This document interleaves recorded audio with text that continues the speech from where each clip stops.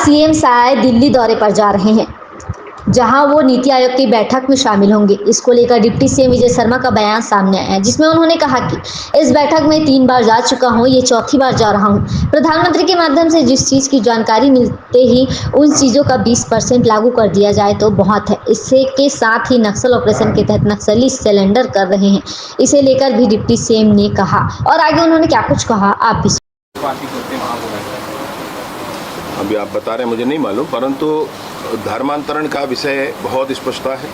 प्रलोभन से, भय दिखाकर और बड़े लंबे समय तक किसी का सहयोग करके फिर उससे धर्मांतरण करवा लेना, उसका माइंड वॉश करके धर्मांतरण। मैं अंदर विषय बदलूं, स्वयं बदलूं, एक अलग बात। किसी को बदल दिया जाए ये एक अलग बात। तो वो जो बदल दिए जाने वाली प्रक्रिया है, इसको हम गलत मानते हैं। यह नहीं होना चाहिए और यह सभी स्तरों पर नहीं होना चाहिए। वर्तमान में 1968 का प्रावधान छत्तीसगढ़ में लागू है। उन प्रावधानों में भी कुछ ये हैं उपयोगी प्रावधान, उसमें भी हैं, परंतु उसके बाद एक और प्रावधान छत्तीसगढ़ में माननीय रामविचार नेताम जी जब गृहमंत्री थे तो उन्होंने पारित करवाया था विधानसभा में, वह पूर्ण नहीं हो पाया है। अब एक और प्रावधान जो अब समय बदल गया है तो काफ़ी चीज़ें उसमें और इनकॉर्पोरेट करके, क्योंकि डिजिटल मीडियम आजकल बहुत ज़्यादा अप्लाई हो रही है सारी चीज़ों में, जीवन के सारे पहलुओं में, तो उन सारी विषयों को भी लेकर के और एक प्रावधान हम लोगों ने माननीय मुख्यमंत्री जी के निर्देशानुसार, माननीय वरिष्ठों के निर्देशानुसार वो तैयार कर रहे हैं। उसको भी लेकर जल्द ही आएंगे। सर, कांग्रेस लगातार तो मतलब मैं आप खुद सोचें इस बात को। वो कांग्रेस जो खुद सत्ता में रह चुकी 5 साल, जांच के लिए वो पूछे, जो छाती पीटे कि हमारे नेताओं के साथ ऐसे हुआ। भाई हम तो बहुत स्पष्टता मानते हैं, कल मैं नहीं रह पाऊंगा, अन्यथा मैं इस विषय को भी बस्तर शांति समिति जिस तरीके से सारे विषयों को भी कर रही है, बहुत प्रशंसा का विषय है। मैं उनके प्रमुख लोगों से मुलाकात करके उनके बधाई भी दूंगा कि वो बहुत अच्छा कर रहे हैं। और कल भी मैंने देखा एक वीडियो चल रहा था जिसमें झीरम के विषय को बड़ी स्पष्टता के साथ रखा गया। झीरम में छत्तीसगढ़ का नेतृत्व खत्म किया था नक्सलियों ने। वो पार्टी वार्टी सब बात की बात है, छत्तीसगढ़ का नेतृत्व। एक अक्खड़ आदिवासी नेता को 100 गोली मारकर उसकी लाश पर नाचे थे वो लोग। बहुत सारे नेतृत्व, मतलब पूर्व मंत्री जी हमारे पटेल जी, उनकी भी हत्या उसमें की गई थी, उनका भी बलिदान हुआ था। विद्याचरण शुक्ल जी, उनका बलिदान हुआ था। तो ये सारा छत्तीसगढ़ का नेतृत्व समाप्त किया गया था। हम बिल्कुल संजीदा है, मैं नहीं रह पा रहा हूँ, परंतु मैं दिल्ली से भी कल के दिन सबको नमन करूँगा, सबको याद करूँगा। और यहाँ पर भी हमारे नेतागण जाएंगे भाई उस स्थान पर, और जा कर के झीरम के उस विषय को सबके समक्ष रखेंगे कि नक्सलियों का मूल स्वरूप ये है। भाई नक्सलियों का मूल स्वरूप ये है कि वो हत्याएँ करते हैं, वो लोगों की निर्मम हत्याएँ करते हैं, अकारण हत्या करते हैं, जिसका कोई आधार नहीं वैसा करते हैं। और इसलिए इस नक्सलिज्म का समापन जरूरी है।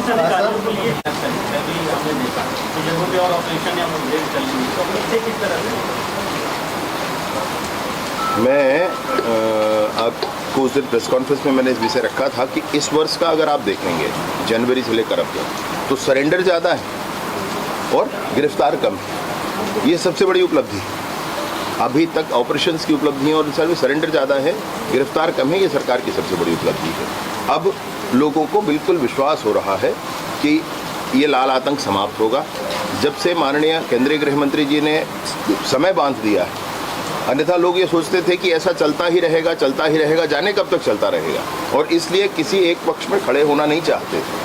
अब लोगों को बस्तर में स्पष्ट है कि ये स्थिति, इसमें टारगेट लेकर सरकार काम कर रही है। केंद्रीय गृह मंत्री जी का संकल्प मुझे लगता है कि बस्तर की जनता की भावनाओं के आधार पर उसके अनुरूप ही किया गया है। और अब जब ये दिन तय हो गया है तो लोगों को स्पष्टता है कि हमको किस पक्ष में खड़ा हो जाना है, और इसलिए पुनर्वास की संख्याएं बढ़ रही हैं, इसलिए लोग पुनर्वास कर रहे हैं, इसलिए लोग रिहेबिलिट कर रहे हैं।